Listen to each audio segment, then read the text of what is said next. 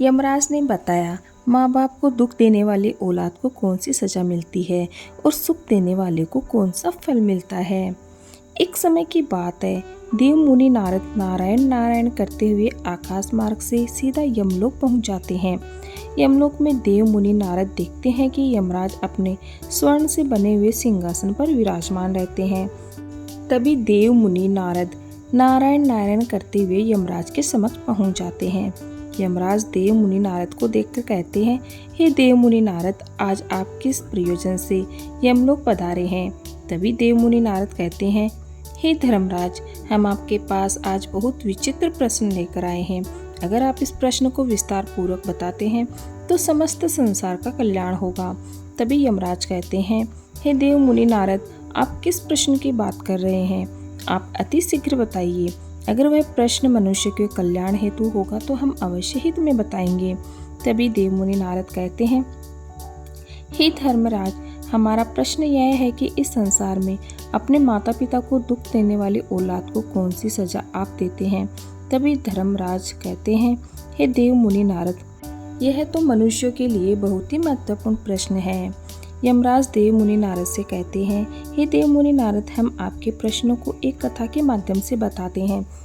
जो औलाद अपने माता पिता को दुख देती है उसे हम अत्यंत भयावह दंड देते हैं। वह औलाद हमारे रूप को देखकर थर थर कांपने लगती है और हमारे दूत ऐसी औलाद को अपने बड़े बड़े नाखूनों से उनके जिस्म को नोच नोच कर रक्त निकालते हैं। उसके बाद उन्हें अनेकों वर्ष तक नरक की वैतरणी नदी में डाल दिया जाता है। तभी देव मुनि नारद यमराज से बोलते हैं कि हे धर्मराज, अब आप बस करिए, आप सजाओं को गिनाते गिनाते उस कथा को भूल जाएंगे। इसलिए हे धर्मराज, मैं आपसे आग्रह करता हूँ कि आप मुझे अति शीघ्र वह कथा सुनाइए। तब यमराज कथा को सुनाना आरंभ करते हैं और कहते हैं, हे देव मुनि नारद, औलाद के लिए ईश्वर से भी बड़ा माँ का ऋण होता है। उस ऋण को चुकाने के बजाय जो मनुष्य उससे मोह मोड़ लेते हैं, ऐसे मनुष्य को हमारे नारायण देव कैसे क्षमा कर सकते हैं। यमराज कहते हैं कि हे देव मुनि नारद, प्राचीन काल की बात है, किसी नगर में गंगा मैया के किनारे एक मकान था। उस मकान में एक ब्राह्मणी और ब्राह्मण रहा करते थे। उनका जीवन बड़ा सुखमय था। उनके 2 बच्चे थे। वह ब्राह्मणी अपने दोनों बच्चों से बहुत लाड़ प्यार किया करती थी। ब्राह्मणी अपने बच्चों की हर गलती को माफ़ कर दिया करती थी। यह देखकर ब्राह्मण अपनी पत्नी को समझाया करता था। तो ब्राह्मण कहता है, आप हमारे बच्चों को ज़रूरत से अधिक लाड़ प्यार ना करें। अगर आप उन्हें अधिक प्रेम करेंगी तो हो सकता है कि वह बिगड़ जाए या हमारी इज्जत करना बंद कर दें। तब ब्राह्मणी कहती है कि हे पतिदेव, हमारे बच्चे कभी कोई गलत काम नहीं करेंगे, कभी हमें छोड़कर नहीं जाएंगे। तब ब्राह्मण अपनी पत्नी से कहता है कि हे प्रिय, आप ऐसे नहीं समझोगी। ब्राह्मण कहता है कि मैं आपको एक कहानी के माध्यम से समझाता हूँ, एक कथा के माध्यम से समझाता हूँ। ब्राह्मणी कहती है कि पतिदेव, मैं तैयार हूँ, आप अपनी कहानी प्रारंभ करिए, मैं ध्यान लगाकर आपकी इस कहानी को सुनूंगी। तब ब्राह्मण अपनी कथा सुनाना प्रारंभ करते हैं। ब्राह्मण कहता है कि प्रिय, एक समय की बात है, किसी नगर में 2 दंपति रहा करते थे, यानी कि 2 पति पत्नी रहा करते थे। उनका सिर्फ एक बेटा था और कोई भी संतान नहीं थी। पति जो था वह एक नौकरी किया करता था जिससे उसकी जीविका चल रही थी और उसी नौकरी से उसने एक अच्छा सा मकान बना लिया था। बड़े आनंद से उन तीनों प्राणियों का जीवन कट रहा था। आगे ब्राह्मण कहता है कि धीरे धीरे समय गुजरता गया। एक दिन ऐसा आया कि उस स्त्री का जो पति था उसका देहांत हो गया। उस परिवार को चलाने वाला जो मुखिया था वह दुनिया को छोड़कर चला गया था। कहते हैं कि मृत्यु तो अटल सत्य है, एक ना एक दिन सभी को आती है, पर मृत्यु जब ऐसे वक्त पर आ जाती है तब बड़ा दुख होता है। मनुष्य अपनी जिम्मेदारियों को निभाकर जब जाता है तो इतना दुख नहीं होता, लेकिन जब वह बीच मझधार में ही परिवार को छोड़कर चला जाता है तो बहुत दुख होता है। ब्राह्मण आगे अपनी पत्नी से कहता है कि हे प्रिय, उस सुहागिन स्त्री की जिंदगी एक विधवा स्त्री के रूप में बदल गई और उसके जीवन में अंधेरा ही अंधेरा हो गया। चारों तरफ देखती थी तो उसे कुछ नजर नहीं आता था। उसके मन में भी विचार थे कि अब क्या करूं, क्या मैं इस दुनिया को छोड़कर चली जाऊं। फिर उसने अपने एक छोटे से बच्चे को देखा कि मेरे बिना इसका भी तो इस दुनिया में कोई नहीं है, मुझे ना चाहते हुए भी अपने बच्चे के लिए जीना होगा। अब तो उसने बच्चे पर ही आस लगाई और विचार किया कि मैं अपने बच्चे को पढ़ा लिखा कर कामयाब बनाऊंगी और पढ़ लिख कर जब उसकी अच्छी नौकरी लग जाएगी तब हमारी यह दुख भरी ज़िंदगी आगे सुख में बदल जाएगी और हमें सुख मिलेगा। जब हमारा बेटा जवान हो जाएगा और उसका किसी अच्छी लड़की से विवाह हो जाएगा तो वह हमारे लिए एक बहू ले आएगा। बहू हमारा खूब ख्याल रखेगी, हमारी खूब सेवा करेगी, तब हमारे जीवन में फिर से सुख लौट आएंगे। ब्राह्मण आगे कहता है, हे प्रिय, यह विचार करने के बाद में वह माँ अपने बच्चे की अच्छे से देखभाल करने लगती है, उसे अच्छे स्कूल में पढ़ाने लगती है। वह इधर उधर काम करके अपने बच्चे की स्कूल की फीस भरती थी। पति जो पैसा छोड़कर गया था वह पैसा थोड़े दिन के बाद ही समाप्त हो गया। फिर घर का बेटे की पढ़ाई का सारा खर्च, सारा भार उस दुखियारी पर आ गया। वह बेचारी दूसरों के घरों में काम करती थी, उससे जो पैसे मिलते थे उसी से अपना और बेटे का खर्च चलाती थी। उसने कभी अपने बेटे के जीवन में कोई कमी नहीं होने दी। वह अपने लिए कपड़े नहीं खरीदा करती थी, फटे पुराने कपड़ों से काम चला लेती थी, पर अपने राजा बेटे के लिए नए नए कपड़े लाती थी। उसने हजारों दुख उठाए, दूसरे घरों में जाकर झाड़ू पोछा किया और कुछ भी उसके पास नहीं था, केवल एक ही मकान था जो उसके पति बनाकर गए थे। अब वह मकान कहाँ तक रोटी देता है, इसलिए उसने दूसरों के घरों में झाड़ू पोछा करना शुरू कर दिया। जैसे तैसे करके अपने बच्चे की परवरिश करती रही। फिर ब्राह्मण आगे कहता है कि प्रिय, बट पढ़ते लिखते वह बच्चा बड़ा होता चला गया। धीरे धीरे बच्चा जवान होता है और बच्चा जब जवान हो गया तो उसने इतनी मेहनत से पढ़ाई करी कि सारी डिग्रियां उसे प्राप्त हो गई। धीरे धीरे करके लड़के ने उसी नगरी में एक नौकरी ढूंढ ली। सोचा कि मेरी माँ ने दूसरों के घरों में काम करके मुझे पढ़ाया लिखाया है, अब जब मैं कुछ काम करूँगा तो मेरी माँ का बोझ भी कुछ हल्का हो जाएगा। आगे ब्राह्मण कहता है, हे प्रिय, बच्चा अब नौकरी करता है। इधर माँ धीरे धीरे बूढ़ी होती जा रही थी। वह दोनों माँ बेटे बड़े प्रेम से वहाँ रहते थे। इस तरह से कुछ दिन व्यतीत हुए। एक दिन उस बेटे ने क्या देखा कि जिसका नाम मनोज था, उस मनोज ने सोचा कि यहाँ के मुकाबले परदेश में बहुत अच्छे पैसे मिलते हैं, क्यों ना मुझे परदेश में कोई नौकरी करनी चाहिए। यदि वहाँ मैं नौकरी करूँगा तो मैं जल्द ही बहुत बड़ा आदमी बन जाऊँगा। मनोज अपनी माँ से कहता है कि माँ, अब मैं परदेश में नौकरी करने के लिए जा रहा हूँ, तो मुझे आज्ञा दो। वहाँ जाकर मैं कुछ दिन तक काम करूँगा, उसके बाद मैं तुम्हें भी यहाँ से ले जाऊँगा। थोड़े दिन की बात है, आप तब तक यहीं रहकर अपना ख्याल रखना और मैं जल्दी वहाँ से लौट कर आऊँगा, तुम्हें ले जाऊँगा। माँ की इच्छा बिल्कुल नहीं थी कि उसका बेटा उसे छोड़कर परदेश जाए, क्योंकि बुढ़ापे में वही तो एक उसका सहारा था। माँ ने उसे मना किया तो बेटा कहने लगा, नहीं माँ, तू चिंता मत कर, मैं बहुत सारा पैसा कमाऊँगा, उसके बाद मैं घर आऊँगा, तब मैं अपना विवाह करूँगा, फिर तुम्हें किसी बात का कोई दुख नहीं रहेगा, फिर हम दोनों मिलकर तुम्हारी खूब सेवा करेंगे। ब्राह्मण आगे कहता है, प्रिय, अपने बच्चे के सुंदर भविष्य के सपने देखने वाले माँ ने ज़्यादा मना करके उसका दिल नहीं तोड़ा।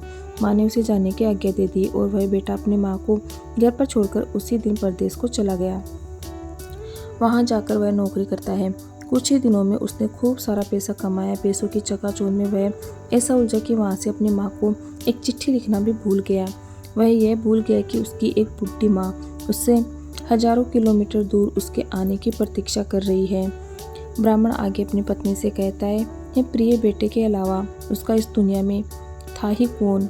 बेटा ही उसकी सबसे बड़ी खुशी था, वही उसके जीने की उम्मीद था, वरना वह मर तो तभी गई थी जब उसका पति दुनिया छोड़कर चला गया था। अब इस प्रकार से मनोज को वहाँ रहते हुए 2 वर्ष बीत जाते हैं। वहीं पर उसे एक सुंदर सी लड़की मिल जाती है। अब वह उसी लड़की से प्रतिदिन पार्क में मिलने जाता था। बार बार उसे लड़की से मिलने की वजह से उसे प्रेम हो जाता है और उसी लड़की से वह अपना विवाह कर लेता है और वहीं बस जाता है। जब उसने विवाह कर लिया तब एक दिन उसने अपनी माँ को चिट्ठी लिखकर भेज दिया। उधर उसकी माँ हमेशा उसका इंतज़ार करती रहती थी, सोचती रहती थी कि मेरा बेटा जब से गया है तब से उसने मेरी खबर तक नहीं ली है, पता नहीं वह कैसा है, वह ठीक है या नहीं। वह हर समय सोचती रहती थी कि काश मेरे बेटे की कोई चिट्ठी आ जाती। तभी डाकिया उसके घर पर जाकर उसकी माँ को चिट्ठी देता है। फिर उसकी माँ चिट्ठी को पढ़ने लगती है। उस चिट्ठी में लिखा था, माँ, मैं तेरा बेटा मनोज हूँ और तुम कैसी हो माँ, मैंने यहाँ एक बहुत सुंदर लड़की से विवाह कर लिया है। जैसे ही माँ ने अपने बेटे की चिट्ठी से यह बात पढ़ी तो उसे बड़ा बुरा लगा। माँ तो सोच रही थी कि मेरा बेटा जब घर आएगा तो मैं अपने हाथों से अपने बेटे का सेहरा बांधूंगी और दुनिया देखेगी मेरा बेटा दूल्हा बनकर विवाह करने के लिए जाएगा। हर माता पिता का सपना होता है, आज मेरे सपने को मेरे बेटे ने धूल में मिला दिया है। माँ यह बातें सोच सोच कर चुप हो गई। एक दिन मनोज की माँ सोचती रहती है, तभी मनोज सपने में आता है और कहता है, माँ मेरी शादी की बात सुनकर तुम्हें खुशी नहीं हुई है? माँ कहने लगी, नहीं बेटा ऐसी बात नहीं है, तुम्हारी खुशी में ही मेरी खुशी है। अगर तुमने विवाह कर लिया है तो अच्छा ही किया है, तुम दोनों आराम से खुश रहो बेटा। बोला, माँ तू चिंता मत कर, तेरी बहू ऐसी वैसी नहीं है, लाखों में एक है, तू जब देखेगी तो खुश हो जाएगी। ब्राह्मण आगे कहता है, हे प्रिय, उस दिन के बाद में फिर उस बेटे ने दोबारा कभी अपने माँ के लिए चिट्ठी नहीं भेजी। बेचारी उसकी माँ इधर इंतजार करती रही। अपने बेटे के आने का इंतजार करते करते उस माँ को 5 साल बीत गए। 5 साल के बाद उसकी माँ एक दिन भोजन बनाने के बाद भोजन खाए उसके बाद सोने लगी। जब उसे गहरी नींद आई तब उसका बेटा उसे सपने में दिखाई देने लगा और कहने लगा, माँ तू कैसी है? उसके बाद माँ कहती है, बेटा तू कैसा है, तू कब आएगा? तेरा इंतज़ार करते करते मुझे 5 साल बीत गए हैं, तुमने कभी एक चिट्ठी भी नहीं भेजी। तुझे मेरी याद नहीं आती और तू घर कब आएगा? मैं प्रतिदिन तेरा इंतज़ार करती रहती हूँ, तेरी राय देखती हूँ। तुझे जो खाने वाली वस्तु पसंद है मैं रोज़ उसे बनाकर रख देती हूँ कि पता नहीं तू कब आ जाए, हमसे वह वस्तु खाने के लिए मांगने लगे, इसलिए मैं रोज़ उसे बनाकर रखती हूँ, लेकिन तू आता ही नहीं है। फिर मनोज कहता है, माँ तू चिंता मत कर, 5 दिन के बाद मैं तेरे पास आ रहा हूँ। हे माँ, तेरे लिए एक और खुशी की बात है, अब तो तेरा पोता भी हो गया है। तेरा पोता अब 3 साल का हो गया है। वह पूछता है कि मेरी दादी कहाँ है, मेरी दादी को दिखाओ। इसलिए माँ, अब मैं तुझे बुलाने आ रहा हूँ। अब चिंता की कोई बात नहीं है, मैं तुझे अब हमेशा हमेशा के लिए अपने पास बुला लूँगा। अब तुझे अकेला नहीं रहना पड़ेगा, अब तू यहीं हमेशा मेरे साथ रहेगी। माँ तू मना मत करना, अब हम सारे लोग मिलजुल कर अब यहीं रहेंगे, आराम से ज़िंदगी गुजर जाएगी। फिर उसकी माँ कहती है, अच्छा ठीक है बेटा, तू जल्दी आ जा। उसके बाद जब उसकी माँ सुबह उठती है तो वह सोचती है, मेरा बेटा 2-4 दिन में आने वाला है, मैं उसके लिए अच्छा अच्छा पकवान बनाऊंगी और फिर उसे खूब अच्छे से बैठकर खिलाऊंगी और उसे खूब प्यार करूंगी। दोस्तों, उसका पिता जो मर गया था वह एक बहुत ही प्यारा सा पक्का मकान बनवा कर गया था, उसी में उसकी माँ रहा करती थी। फिर ब्राह्मण अपनी पत्नी से कहता है, प्रिय, यह सब सोचकर उसकी माँ के धीरे धीरे 4 दिन गुजर गए। 5वें दिन उसका बेटा घर पर आ जाता है। उसकी माँ देखकर उसे सीने से लगा लेती है और घर के अंदर बुला कर ले जाती है और खाना पीना खूब खिलाती है। उसके बाद दोनों घर के अंदर खूब सारी बातें करते हैं। उसकी माँ कहती है, बेटा मैं एक बात कहूँ, अगर बुरा ना माने तो? लड़का कहता है, हाँ माँ बोलो। तो मनोज की माँ कहती है, बेटा तूने पैसा तो बहुत कमा लिया होगा, अब बहू को और पोते को यहीं पर बुला लो मेरे पास और यहीं पर हम सब मिलजुल कर रहेंगे। तब बेटा कहता है, नहीं माँ, यहाँ क्या करूँगा रहकर, वहाँ पर मेरी अच्छी खासी नौकरी है और वहाँ बहुत अच्छा लगता है। माँ अब तू एक काम कर, चलने की तैयारी कर लो, हम यहाँ से 2-4 दिन में चलते हैं और अपनी बच्ची कुची ज़िंदगी वहीं अपनी बहू और पोते के साथ में गुजारना। तब माँ पूछती है, अच्छा चल ठीक है, यह बता तेरे उस परदेश में मंदिर है या नहीं? मुझे रोज़ मंदिर भी जाना होता है भगवान की पूजा करने के लिए। बेटे ने कहा, हाँ माँ, मंदिर भी है, अपने घर से थोड़ी ही दूर पर मंदिर है, तेरी बहू गाड़ी भी चला लेती है, वह रोज़ तुझे मंदिर घुमा लाया करेगी, तुझे वहाँ किसी तरह की कोई तकलीफ़ नहीं होगी। तू एक बार मेरे साथ चल तो माँ, फिर देखना वहाँ पर कितना अच्छा लगता है। बेटे के बार बार कहने पर उसकी माँ भी परदेश जाने के लिए हाँ कर देती है। फिर ब्राह्मण अपनी पत्नी से कहता है, हे प्रिय। फिर दूसरे दिन मनोज की माँ ने भोजन बनाया और दोनों माँ बेटे ने साथ साथ बैठकर भोजन किया। मनोज ने कहा, माँ अब सब कुछ तो हो गया है, मेरे पास भी ज़्यादा समय नहीं है, मैं तो तुझे यहाँ से लेने आया हूँ, अब ज़्यादा रुकने का मेरे पास टाइम नहीं है, तू जल्दी से तैयार हो जा, जब तक मैं किसी बड़े सेठ के पास जाता हूँ और इस मकान को बेचने की बात करता हूँ। जब माँ ने बेटे के मुख से घर बेचने की बात सुनी तो माँ के हृदय में ऐसा धक्का सा लगा, उसे एकदम से अपने पति की याद आ गई। आंखों में आंसू भर आए और कहने लगी, बेटा तू मकान बेचकर करेगा क्या? अरे यह घर तेरे पिता ने बड़ी मेहनत से बनाया है, इसमें एक एक ईंट जो लगी है वह तेरे पिता की मेहनत पसीने की कमाई से लगी है। उन्होंने बड़ी मेहनत से इस घर को बनाया और तू इसे बेच देगा, इसे बेचने की बात कर रहा है? बेटा कहने लगा, माँ तू कैसी बातें कर रही है? जब हम लोग परदेश में चले जाएंगे तो दोबारा यहाँ क्यों आएंगे? फिर इस मकान की क्या ज़रूरत है? हमारे जाने के बाद इसकी देखभाल कौन करेगा? हमें इस गांव में रहना ही नहीं है तो मकान भी छोड़कर क्या फ़ायदा होगा? तो फिर इस मकान का भी हम क्या करेंगे? इसे बेच ही देते हैं और इन पैसों को लेकर शहर चलते हैं।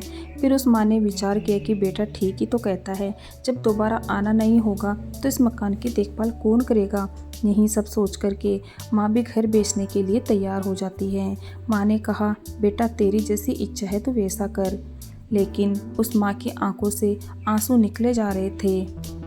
बेटा तो सेठ जी के पास चला जाता है और इधर वह माँ आंखों से आंसू बहा रही थी और अपने दरवाजे के सामने बैठकर रो रही थी और अपने मन में सोच रही थी कि मेरे पति ने यह मकान बड़ी मेहनत से बनाया। फिर वह जाकर उन दीवारों पर हाथ फेरती है और आंखों से आंसू निकलने लगते हैं और अपने पति को याद करते हुए बहुत ज़्यादा रोने लगती है और सोचती है कि हमारा बेटा इसको बेच देगा और हमें लेकर परदेश जा रहा है।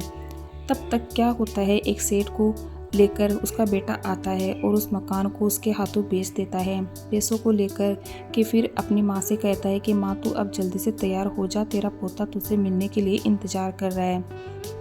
ब्राह्मण आगे कहता है, हे प्रिय, जब अपने पोते के बारे में सुना तो वह माँ भी अपने पोते से मिलने के लिए छटपटाने लगी। ब्राह्मण कहता है कि हर माँ बाप के लिए मूल से अधिक प्यारा ब्याज होता है।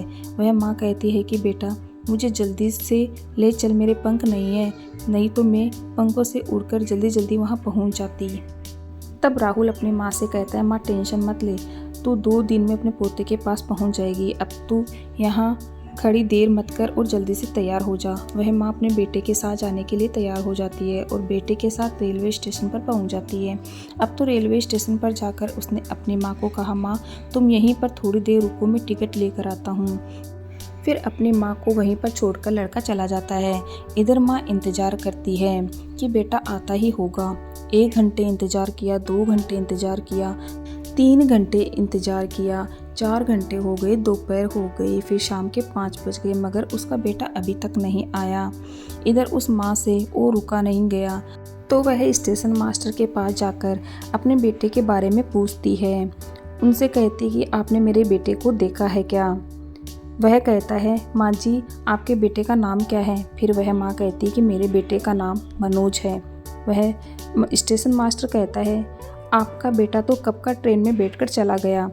जब मनोज की माँ यह शब्द सुनी तो उसका कलेजा फट गया। माँ के हृदय में ऐसा धक्का लगा, उसका गला सूख गया। यह खबर उस माँ के लिए बहुत बुरी खबर थी।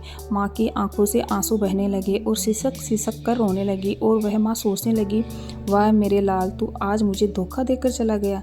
तूने मुझे क्या धोखा दिया है? तूने अपने आप को धोखा दिया है। तूने घर भी बेच दिया, मुझे भी कहीं का नहीं छोड़ा। मेरे पति के हाथों का बना हुआ घर हमने बेच दिया और मुझे दर्द दर्द की ठोकरें खाने के लिए छोड़ गया। अब मैं कहाँ जाऊँगी?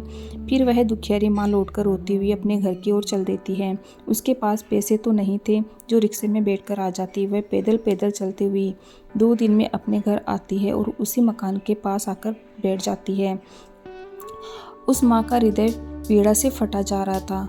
फिर वह सेठ मकान मालिक आता है और बोलता है, तू यहाँ बेटी क्या कर रही है? यह मकान अब तेरा नहीं है, अब यहाँ से जाओ, यह हमने खरीद लिया है। तब बुढ़ी माँ उसे पूरी बात बताती है। फिर वह बुढ़ी माँ कहती है, अब मेरा इस दुनिया में कोई नहीं है, मैं इस द्वार को छोड़कर नहीं जाऊँगी, मैं इसी द्वार पर अपने प्राण त्याग दूँगी। तुमने मेरा मकान ले लिया है, कोई बात नहीं, मैं तुम्हारे घर के अंदर नहीं जाऊँगी, लेकिन मैं इसी द्वार पर रह रह के अपनी सारी ज़िंदगी गुजार दूँगी। हमें विश्वास है कि हमारा बेटा एक दिन ज़रूर आएगा। वह मकान मालिक बड़ा ही दयालु था। बुढ़ी माँ के बेटे की क्रूरता सुनकर वह गुस्से से भर गया। मकान मालिक ने उस बुढ़ी माँ के जब इतने शब्द सुने तो उसने दोनों हाथों से उसे पकड़ लिया और कहता है, हे माँ, आज के बाद तू इस द्वार पर नहीं रहेगी, तू अंदर चल, इस मकान में कई कमरे हैं, एक कमरा मैं तेरे नाम करता हूँ, आराम से रह।